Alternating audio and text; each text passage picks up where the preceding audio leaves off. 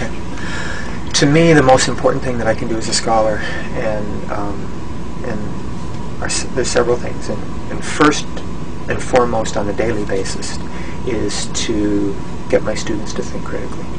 Get my students to think.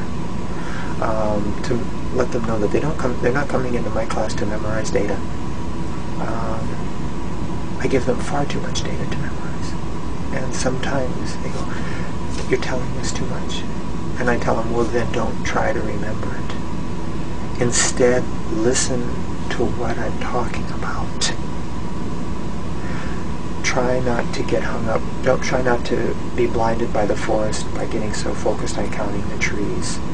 I talk about concepts, and I tell them, if you get nothing else out of my class, what I want you to get is the idea that religion is a reality throughout history, and that there are belief systems that are cultural creations and cultural revolutions, and that religion is a reality and continues to be a reality whether or not you choose to believe in it. It is a very real force in life. Some of the best and some of the worst things that have happened in this world have happened in the name of religion.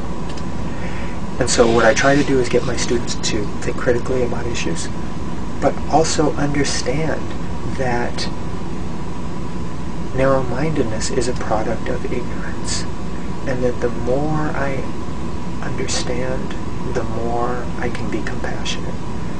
And I've been a vegetarian for 31 years now. So the issue of nonviolence and growing up and seeing violence, and then the violence of the Vietnam War, and the violence that we see, the senseless, apparently senseless violence that we see every day in life. I feel that as a scholar, one of the things that I try to do is challenge the students to see alternatives to violence. And I think that through an understanding of other people's cultures and an appreciation of other ways of thinking, maybe that violence can be diminished. That's what I try to do on a daily level with my students. On my own personal research level or academic research level, I deal with untouchables in India. And once again, I try to look at inequality, and because I believe that knowledge ultimately has the possibility of diminishing the amount of violence and the amount of inequality that exists in the world. It's not a guarantee. Some of the worst people in this world have been very intelligent. Some of the most hateful people in this world still are very intelligent. So intelligence is not a guarantor of goodness, but it is a facilitator. And it provides us vehicles it gives us opportunities whether or not we choose to use them. And so the difference then is, and when I try to look at it, what makes the difference between a person who is good and a person who is not good? A value system.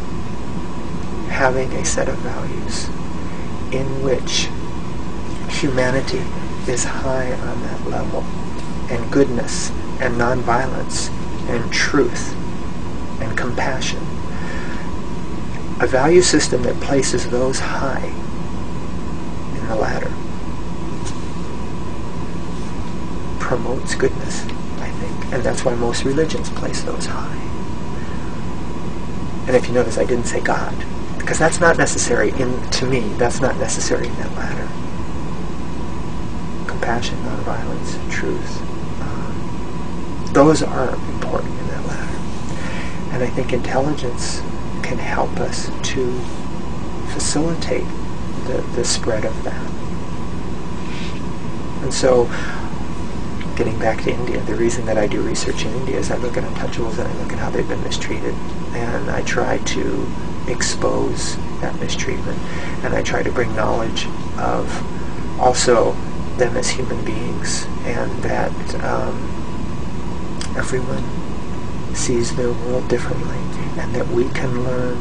We don't just learn from educated Western people, but we can learn from illiterate people in third world countries sometimes as much about our lives from people like that as we can learn from the educated people who write so many